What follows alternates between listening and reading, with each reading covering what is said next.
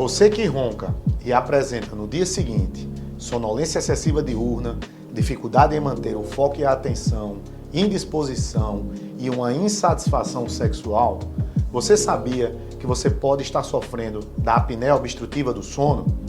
Mas o que é isso? A apneia obstrutiva do sono é um distúrbio respiratório que acontece enquanto dormimos, havendo pausas respiratórias e microdespertares, fragmentando o sono e fazendo com que esse sono seja de má qualidade.